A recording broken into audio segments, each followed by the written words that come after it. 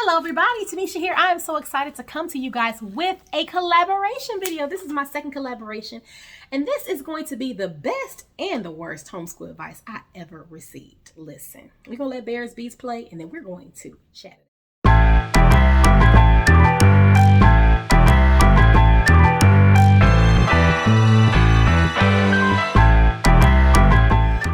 So this is a collaboration hosted by myself. I really hope that you guys, if you want to join in, if you haven't already joined in on this collaboration, it's never too late to join. Just make sure that you mention my channel and include the playlist that is included down in the description area. In addition to that, don't forget to go to the pinned comment, which will take you to www.tanishakemp.com. You see it on the screen right there. See what I'm blogging about, see what I'm talking about there, see any fancy coupon codes, anything that I have to offer you that will help make your journey in motherhood and marriage and homeschool a better one, a helpful thing, so don't check it out. We also have the support group, guys. What are you waiting for? Join on that support group, see what we're in there talking about, blogging about, see what I'm in there giving away, because we're always doing that.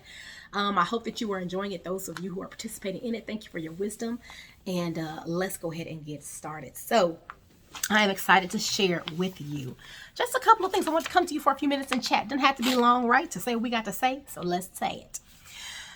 The worst, I'm going to start, this is just for me, but the worst homeschool advice that I received was to attend conventions. I know some people are probably going to be saying that's the best for them, and that's good. That don't work for me. I am a type of person where if I see it, I got to have it. I can't have so many choices. And so I really had to seek God for guidance on how this was going to get done. It's not even a money thing, because, your budget is your business. It's really mainly a, your personality thing. How about that? I know my personality. I know how I'm going to react. I know how I'm going to, what's going to make me go over or under, overwhelmed, underwhelmed, all that. So I know I know me. I know Tanisha. So going to a convention is not a good thing for me because there'll be so many choices. Now I can go hear somebody talk. I can go attend and hear somebody speak, or, go play games and win door prizes. But to go and have a myriad of curriculum choices, that will overwhelm my brain and I will spontaneously combust. And I'm talking about like a scene from the original Witches movie. Remember that original Witches movie they used to play all the time on TV when you couldn't afford cable?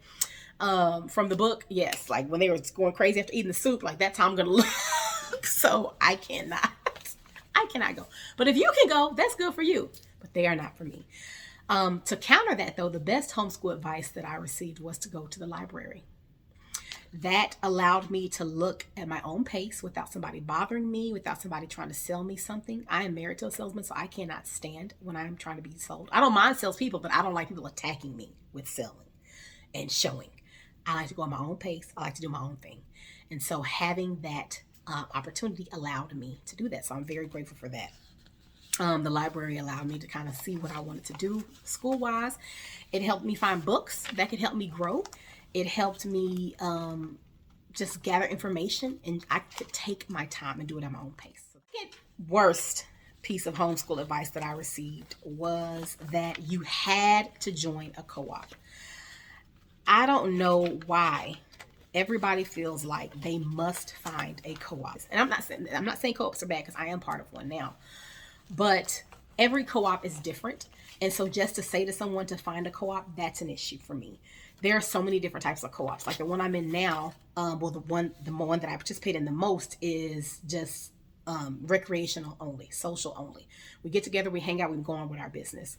And there are other co-ops that you can come together and you can hang out and have fun, but in addition to that, you're actually learning and doing lessons. It's totally up to you. Each one is different. Each one was necessary at a different part of our homeschool journey. But across the board, no, you do not need to join a co-op. To counter that, I will say the best advice that I eventually heard was you need to find a co-op that fits you. Stop running and paying for these co-op fees and then falling out with folks. Now you don't want to go back. You don't want to go back. Or stop running up and paying these co-op fees and you have not done your research. How about that? Guys, you have got to do your research on the people. You have got to visit. You've got to kind of watch and see.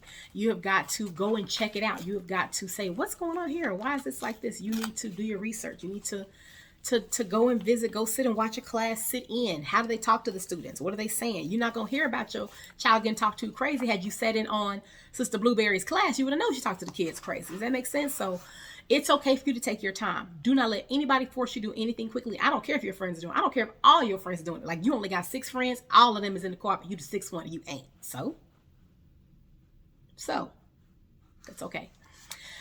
The next worst piece of homeschool advice I will say that I received is that you have to have a planner. And guys, y'all know I'm a happy planner queen.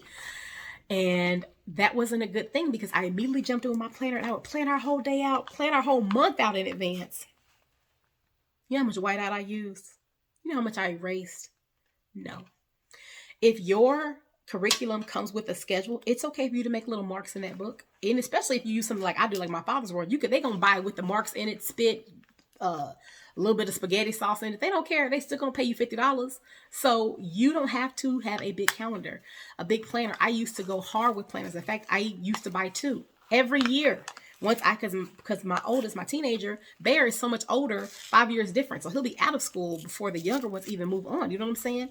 And so I would buy 2 planners. He have his own. No, waste of money. And I've done it every year, buying 2 planners. Oh my God, for the last 3 years. And this year in 2021, I did it again like a goofy. And I said, I ain't doing this no more because I ain't used them in so long. I have them. They're cute. I love planners. Now I just transform them into business planners. So now I don't have to buy a business planner for another 2 years because I'm not using it. It's seasons of life. If this is your planner season, good for you. If it's not your planner season where you can sit and plan everything down, good for you. You don't have to have a planner. For the best homeschool advice to counter that, you need to make your plans accordingly. Make adjustments accordingly. If you having a planner is just you jotting down a to-do list, let that be your planner. If you having a planner is you needing to keep track of certain grades because of your state regulations, then that's okay. Does that make sense? But make it make sense and make your planner fit you, your personality, your theme, your the way that you like to receive and decipher information. And then lastly, make sure that it fits your homeschool. Okay, so it's okay for you to create your own. Your planner could be a little notebook. Your planner could be a post-it note situation. That's on you. But if you need to use a planner, make sure that it fits you. Okay. You know what? I will say this. Lastly, the worst homeschool advice I received was socialization. Hearing that word. Socialization is a must. What are they going to do to socialize? Listen. I was going to say something. Let me catch myself. Don't worry about it, okay? Socialization is not what you guys think it is, okay? Socialization is not the ability for your child to go sit and talk in class with their peers. You know how I know it's not? Because I talk a lot. And I got in trouble as a child and still get in trouble as an adult for talking too much. Always. That's why at my homeschool co-op, I can't be in the hallway, be a hall monitor. Because I'm always talking to people. That's why I can't go hunting with my husband. Because he's sitting there in the thing and he's in a lookout. And I'm like, tell me what you thought when we first kissed. He's like, what?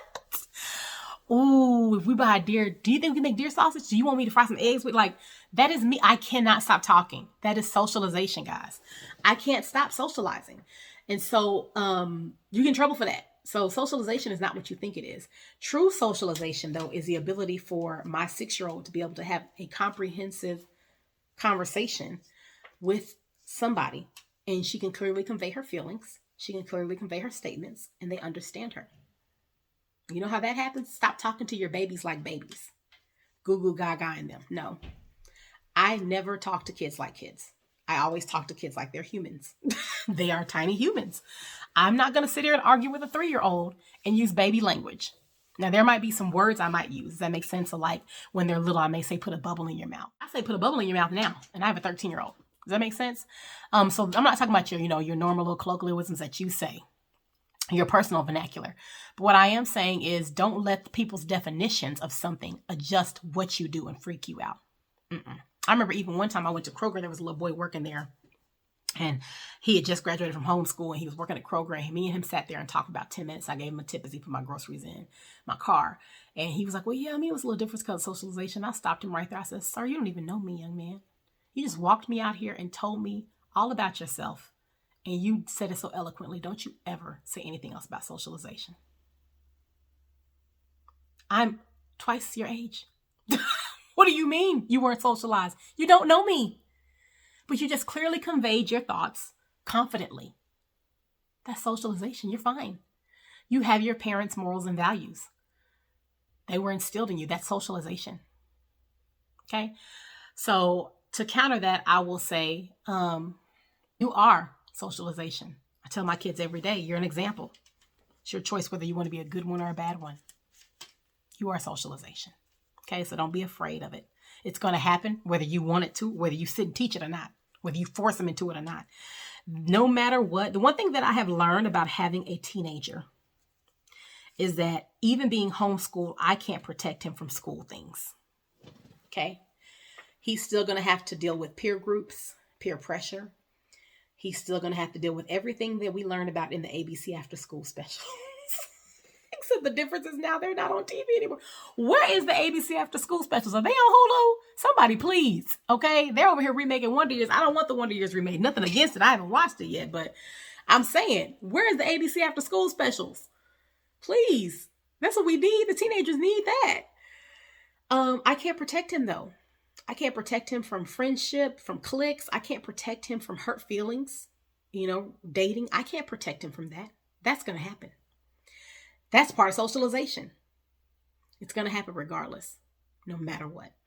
So be confident in the education and things that God is telling you to share and be honest with them about your life. That's all you can do. They're still going to go out and find their own way.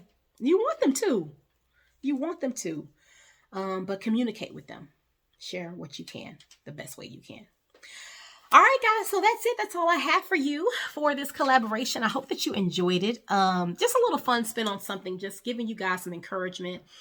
And everybody's going to choose their own way to do it. But I really hope that you hear the heart of the participants and just know that you are not alone.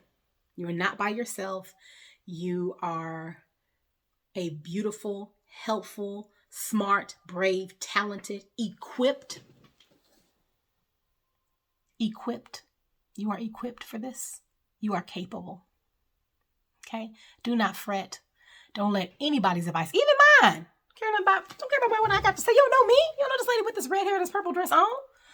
But you can handle it no matter what. God is going to get you through. All right? So I hope that you enjoyed this. Again, don't forget, share this with a friend. Thumbs up this video. Comment below. Share your best and worst in the comments for me, please. Share it there. All right? And don't forget everything that you do, even homeschool. Remember to live holy, to love graciously, and to laugh often.